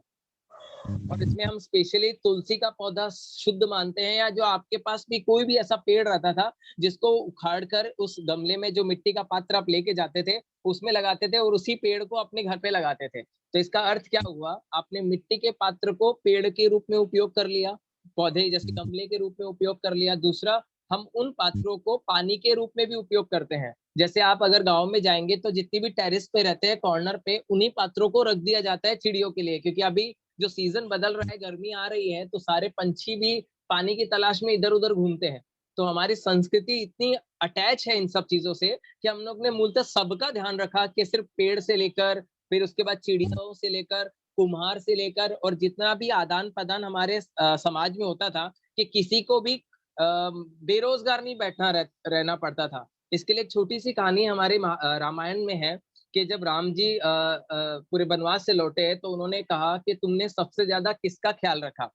तो उसने कहा कि मैंने सबसे ज्यादा तो उन व्यापारियों का ख्याल रखा जो सबसे ज्यादा व्यापार करते थे, तो वो हमारे राज्य के लिए भी बहुत इंपॉर्टेंट है। बोले बहुत गलत किया तुमने। बोले क्यों? बोले सबसे ज्यादा उन पुरोहितों का ध्यान रखना चाहिए था जो समाज में सबका व्यापार बढ़ाते थे। जैसे आपके घर में कोई पूजा होती थी तो पुरोहित क्या लिखता था? मिट्टी का बर्तन, कपड़ा छोटा सा, उसके बाद ये सामान लेके आना, ये सामग्री लेके आना, लकड़ी लेके आना है, चंदन लेके आना है, घी लेके आना है। तो एक व्यक्ति इतने लोगों को रोजगार देता था और वही पूजा कराता था। तो इसका अर्थ क्या होता था कि समाज के सभी व्यंग या सभी व्यक्ति और सभी समाज के लोगों को जोड़कर रखने का काम हमारी संस्कृति करती थी, जिसको पूजा पाठ के रूप में मानते हैं। तो ये जो मिट्टी के पात्र है दीदी, दो उपयोग जरूरी थे। सबसे पहले कि घर पे पौधे आए, घर पे अपने, क्योंकि क्या आज तो समाज ऐसा हो गया कि नाम मात्र पौधे मिलते हैं, वरना पौधे किसी के घर पे मिलते नहीं है। और जो घर पे रहते भी हैं वो आजकल पौधे लगाने भी बहुत कम इंटरेस्टेड होते हैं क्योंकि समय नहीं दे पाते। तो इसके विशेष दो कारण थे, एक पंछियों को पानी मिले और दूसरे घर में पौधे लग के आए।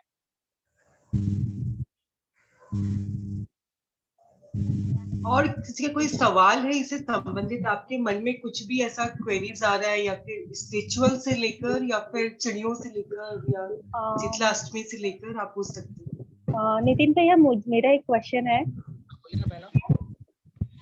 ये शीतला सप्तमी की पूजा के दिन जैसे घर में जो हम छोटी छोटी सी कौड़ियों में वो खाना डाल के लेके जाते हैं मंदिर में, तो जैसे मेरी फैमिली में ये रूल है कि वहां से चेंज करके घर लेके आते हैं, तो उसका क्या लॉजिक है? उसका कारण क्या होता है कि हम किसी भी रूप में प्रसाद को ग्रहण करें।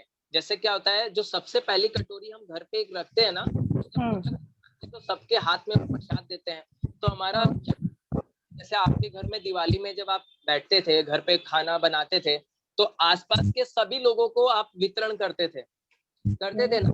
उससे क्या होता था कि समाज का कोई भी व्यक्ति इस विषय से बच ना जाए, आपके घर में कोई समस्या रहे तो आप यहाँ आपके घर, आप बोलिए ना।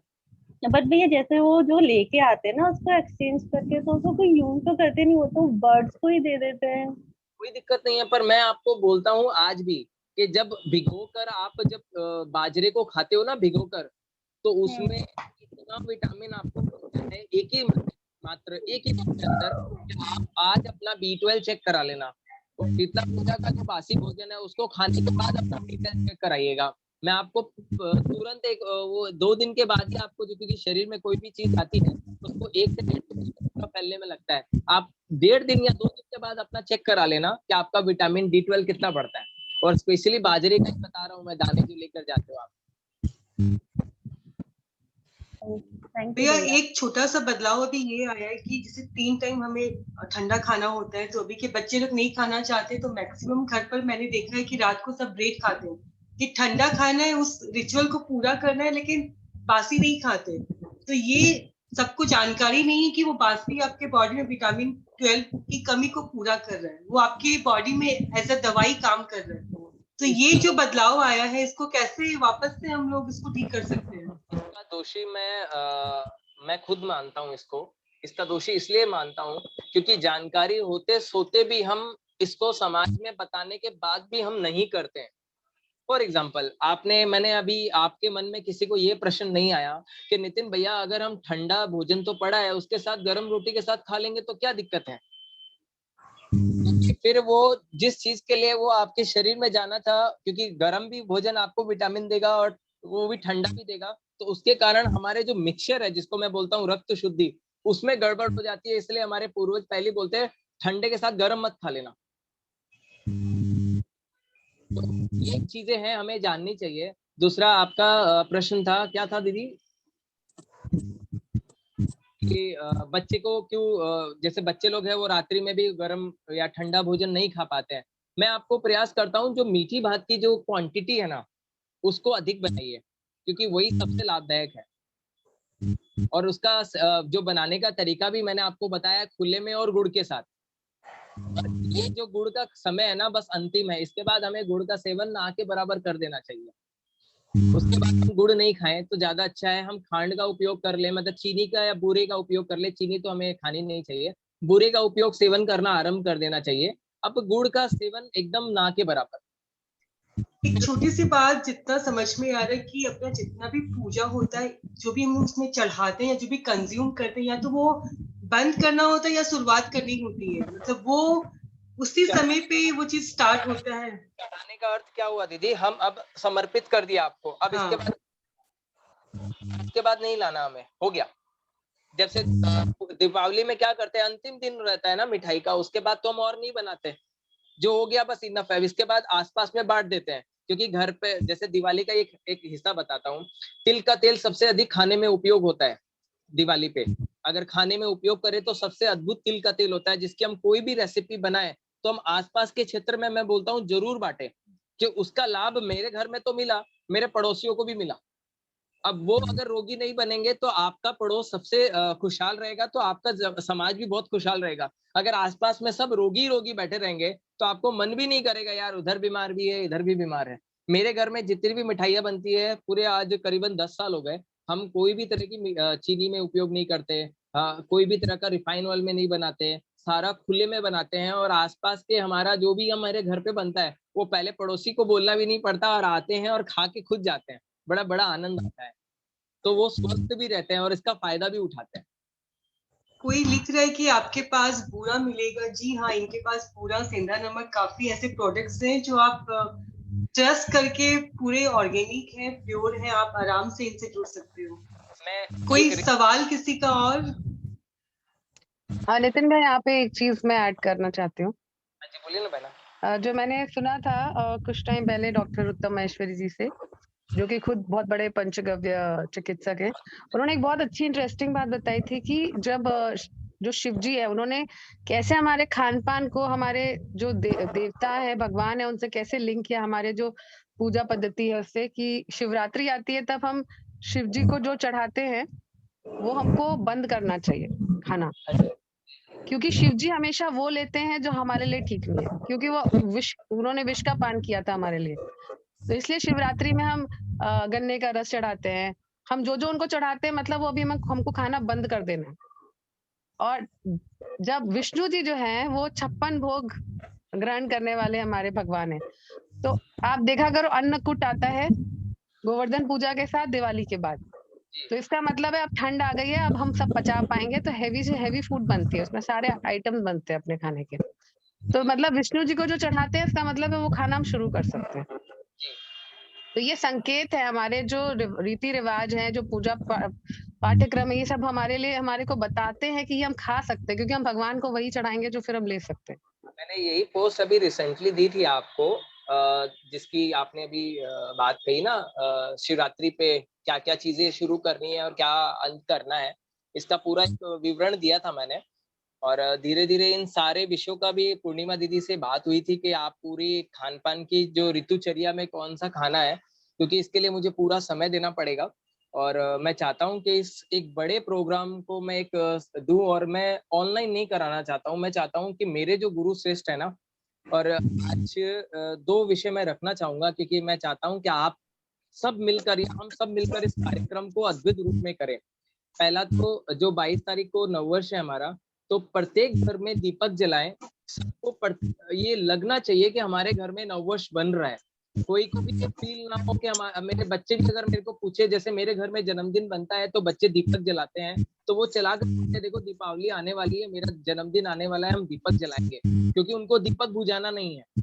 तो ये धीरे धीरे ना हमारे बच्चों की भी सोच बदलेगी कि घर घर दीप जलाएंगे। हम नववर्ष में आज 2006 से कार्य करते हैं, जिसमें आज लोगों को पता चल रहा है कि 2022 को अभी अपना नववर्ष यानी चैत्र शुक्ल एकम को अपना नववर्ष आएगा।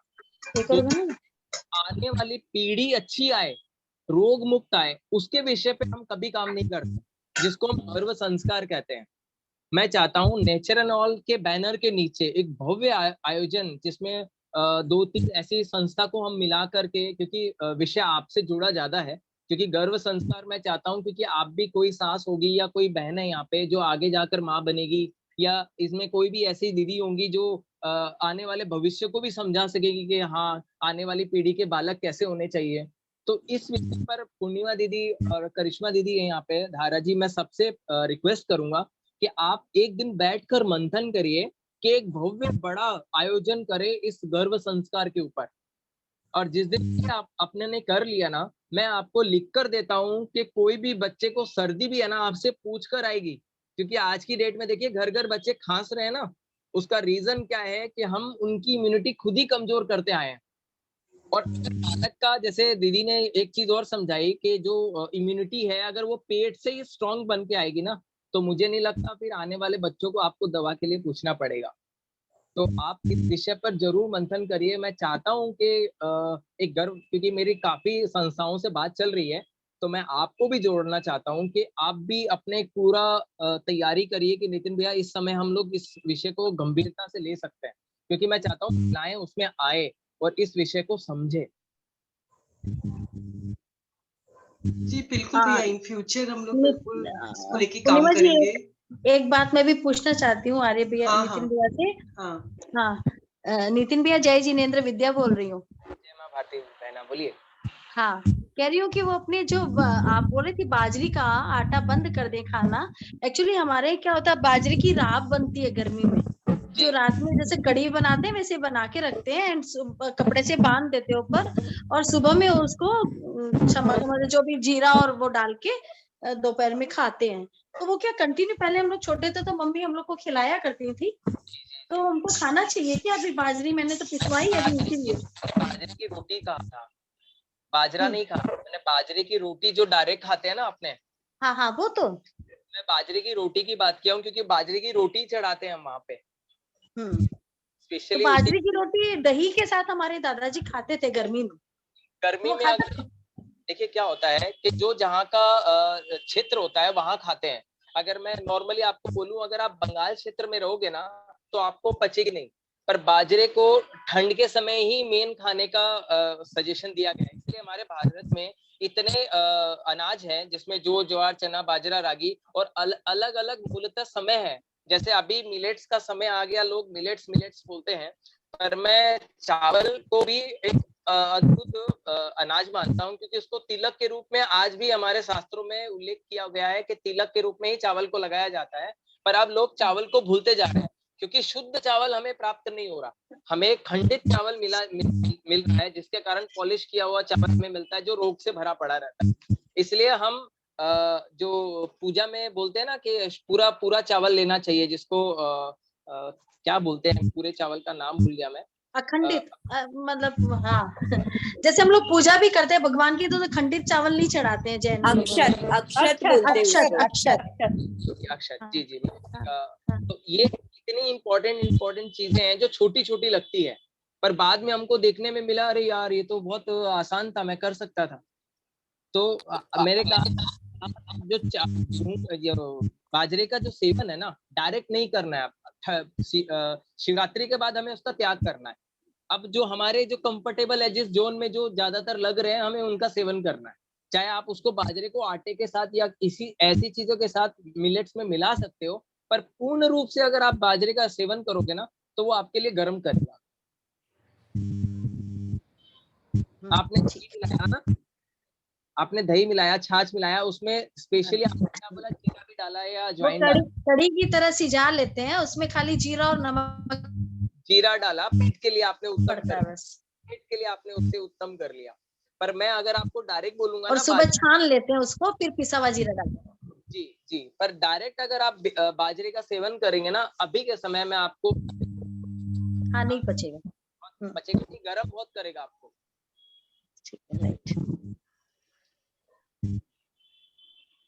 और किसी के हम आखिरी एक और दो सवाल रखते हैं जो आज की विषय से संबंधित है, जिनका भी है कृपया पूछ ले। वो विटामिन D3 और B12 की डेफिशिएंसी के बारे में थोड़ा बताइए ना, अभी आपने बोला था।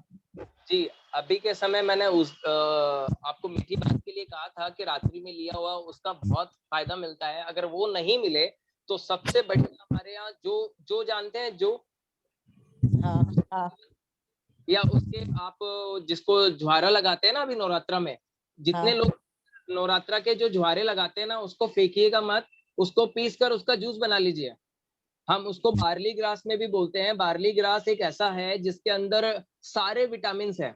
जिसमें आप D3 और D12 की बात कर रहे हैं, उसके अंदर सारे विटामिन आपको बार्ली ग्रास पाउडर में मिल जाएंगे। बार्ली ग्रास आप घर पे भी लगा लो, उसमें भी मिलेंगे। और जिनको विटामिन ए की कमी खलती है, वो अल्फा उसका सेवन कर लीजिए, जिसके कारण विटामिन ए से संबंधित सारे रोग खत्म हो जाते हैं।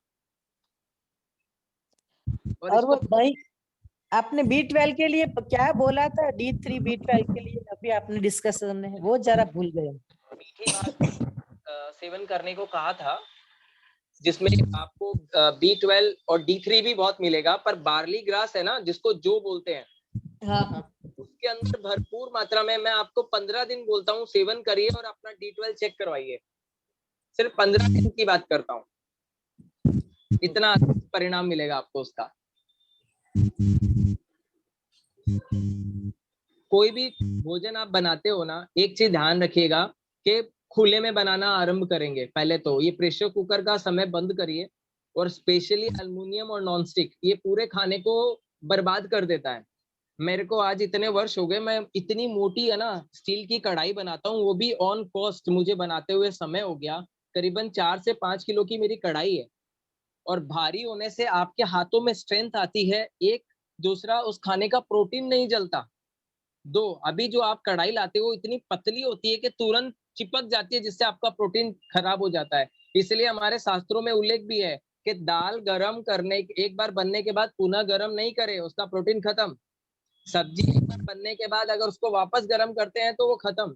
इसलिए कहा जाता है अगर फ्रीज में भी पड़ा है तो आप 48 मिनट तक बाहर रखें, उसके बाद सेवन कर लीजिए, आपका कोई नुकसान नहीं है उसमें।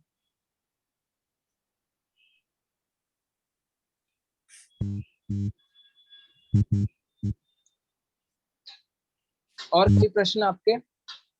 आपका कोई ऐसा ग्रुप है जिससे हमको सब मालूम पड़े व्हाट्सएप का ये खाने के बारे में, जहाँ हम गलतियां करते हैं? मैं क्या करता हूँ, मैं ग्रुप में डालता हूँ ना, तो कई जगह से मुझे बहुत डांट पड़ जाती है। क्योंकि मेरा आदत क्या है कि मैं ज्ञान तो दे देता हूँ, उसके बाद लोग प्रश्न करते हैं वो भी दे देता हूँ। अब कोई ईगो वाले जो ग्रुप होते हैं ना, कि आपकी अहमियत बढ़ गई और मेरी अहमियत घट गई, तो मैं उस ग्रुप से जाता ही नहीं हूँ, मैं निकल जाता हूँ। मुझे बहुत डर लगता है, क्योंकि मैं उन सभी संस्थाओं का कार्य करता हूँ जो मेरे राष्ट्र से समर्पित है, मेरे देश से समर्पित है।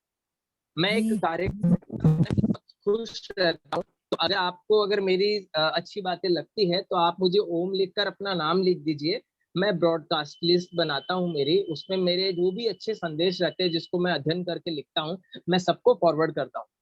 और सबका उनको लाभ भी उठाते हैं लोग। और अब मैं सबको एक ही चीज बोलता हूँ, अपने आप को मैं सबका स्वास्थ्य का शुभ चिंतक मानता हूँ। तो मुझे बड़ा आनंद मिलता है आप लोगों की सेवा करना, जिसको निरोगी करना, बड़ा आनंद मिलता है। और बहुत खुश हूँ कि पूर्णिमा दीदी मुझे बुलाई है, इससे बड़ा और क्या चाहिए।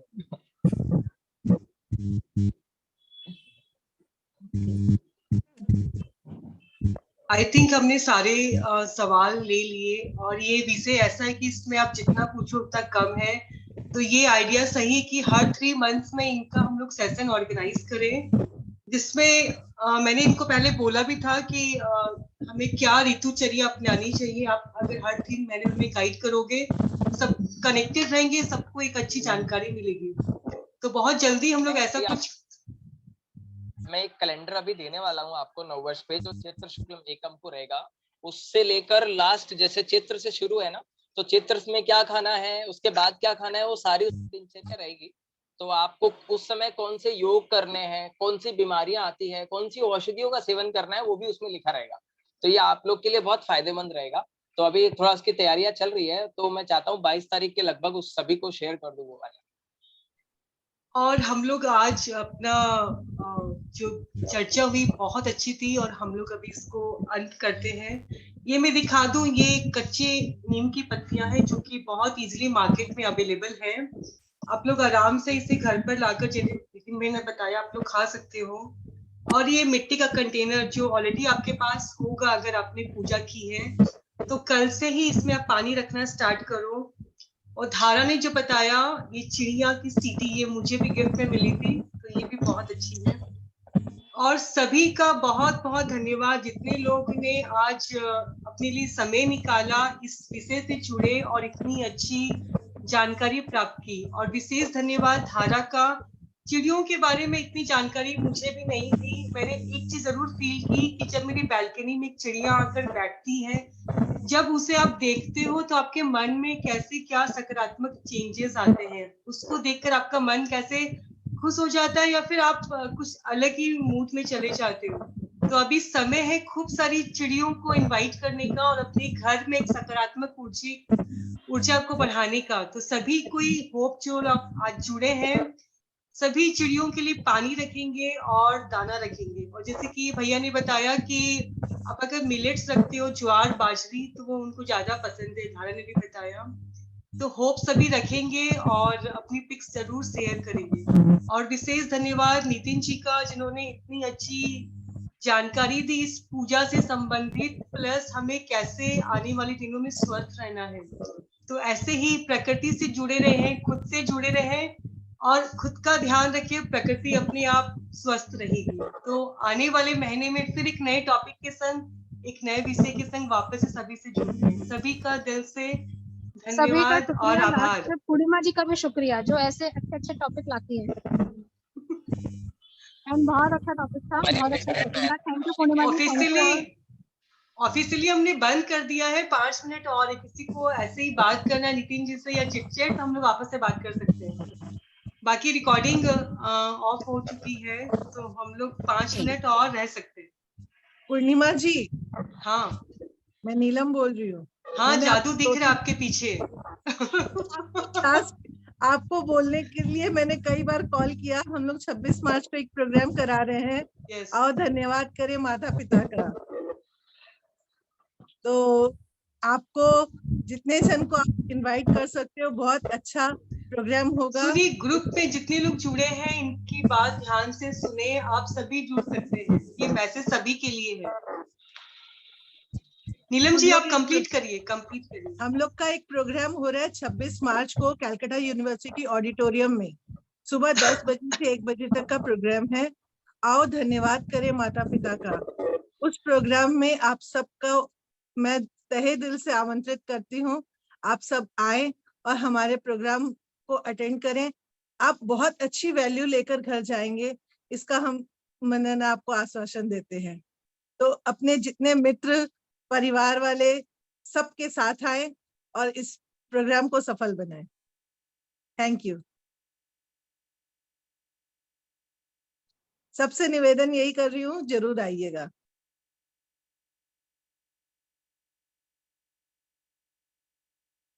जी बिल्कुल।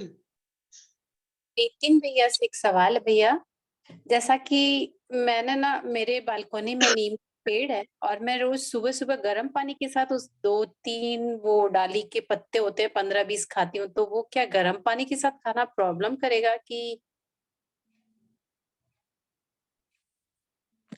आपका साउंड नहीं आ रहा भैया। अभी आ रहा है बहना?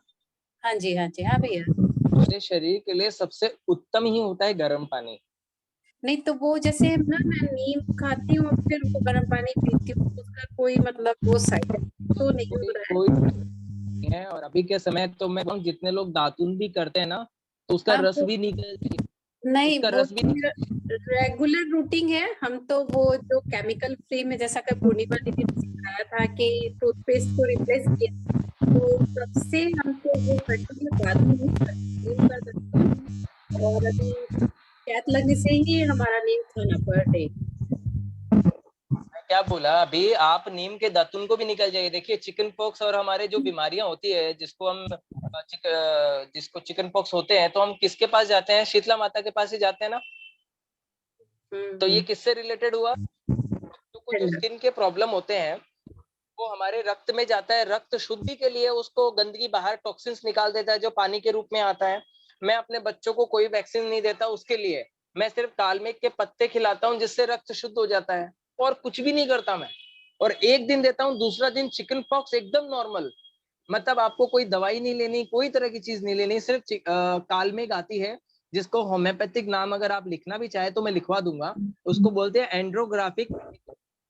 इन बच्चों को चिकन पॉक्स होता है, सिर्फ आप इसकी बूंदी दे देंगे ना, उसको शाम तक ही आराम मिल जाएगा बच्चों को। भैया एक बार मेडिसिन का नाम फिर से बोलिए ना। ANDRO, एंड्रो,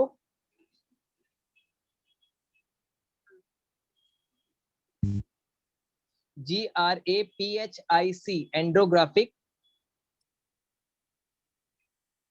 पैनिकुलाटा, PANECULATA,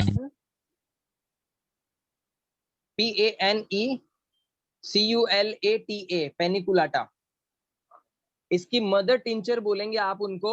और जिनके जैसे काले धब्बे भी हो या चिकन पॉक्स वगैरह जैसी चीजें हो, सिर्फ आप स्किन का कोई भी रोग हो, ये दवा आराम से दे सकते हैं। कितने ड्रॉप में भैया? जैसे छोटे बच्चे हैं जिनको चिकन पॉक्स हुआ है, उनको 10-10 बूंद करके 2 टाइम दे दीजिए, और जो बड़े हैं वो 10-10 बूंद करके 3 टाइम ले लीजिए। ब्रदर, आपके कोई भी तरह का स्किन का रोग होगा ना, वो अपने आप चला जाएगा। डोसेस क्या ब्रदर? हाथों में तकलीफ है छोटे बच्चे के, उंगलियों में, उसके लिए भी दे सकते हैं? क्या उंगलियों में, पैरों में रहते हैं, क्या रहता है उनको? मतलब एक रफनेस जैसे हथेली में आता है छोटे बच्चे। आप ये दीजिए, आराम से दीजिए ये वाला। अच्छा, कैसे, क्या डोज दूं ब्रदर? आपने बताया था, मैं लिखा नहीं, नाम लिखा है सिर्फ। बच्चे की 10 साल है। तो आप उसको 10-10 बूंद करके 3 टाइम दे दीजिए। अच्छा, कोई दिक्कत नहीं है। और जब भी होम्योपैथिक दवा देंगे, खट्टे का सेवन नहीं कराएंगे। और उस बच्चे को स्पेशली जिनको स्किन की प्रॉब्लम है, उनको दूध से मीठा, चीनी का मीठा, दूध से बना मीठा और बाहर का तला मत दीजिए। Third one? मैं देखिए, हम थर्ड वन क्या बोला? दूध, मीठा और बाहर का तला। हाँ हाँ। जैसे स्किन के रोग में क्या होता है कि लोग खट्टी चीजों का सेवन ज्यादा करते हैं, जिससे रक्त और गंदा हो जाता है। और जो दूध भी बच्चों को देते हैं, जिनको तरह तरह की वैक्सीन लगती है आजकल गायों को या भैंस को, वो भी हमारे शरीर में जाता है। तो स्किन वाले कोई भी इंसान को ये तीनों चीजें एकदम वर्जित कर दीजिए आप, भूल से भी ना दे। ये जो ड्रॉप्स पानी में देना है सर? हाँ जी, बहुत कसीला रहेगा। और जिनको अपने फेसेस, जैसे मिट्टी से हम लोग नहाते हैं, तो प्रयास करिए मिट्टी का ही सेवन नहाने में भी करिए, बड़ा आनंद आता है। और उनको कोई भी तरह का कास्टिक सोडे का सेवन मत कराइए। जैसे हमारे शास्त्रों में इतना बड़ा उल्लेख है कि नाखून काटने के बाद भी डस्टबिन में डालिए। अगर उसको फेंक देते हैं तो चिड़िया खा के मर सकती है।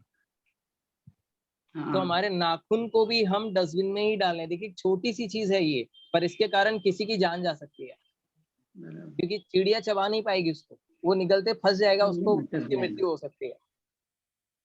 चलिए भैया, हम लोग आज विराम देते हैं। और कमिंग आपका एक पूरा एक्चुअली सबको जरूरत है, काफी कुछ सबके सवाल रहते हैं, तो बहुत जल्दी हम लोग प्लान करेंगे कि सिर्फ आप ही से सब जितने सबकी क्वेरीज है पूरी हो जाए। हाँ। तो अगले सप्ताह अगर हो पाएगा तो रख लेंगे हम लोग। जी, मैं 22 तारीख की सबकी फोटो की वेट करूंगा दीपक के साथ। जी जी। तो हम लोग मिलते हैं अगले महीने फिर एक नए टॉपिक के संग। जी, तो सभी का धन्यवाद, मिलते हैं धन्यवाद। जल्दी। Bye all. Thank you.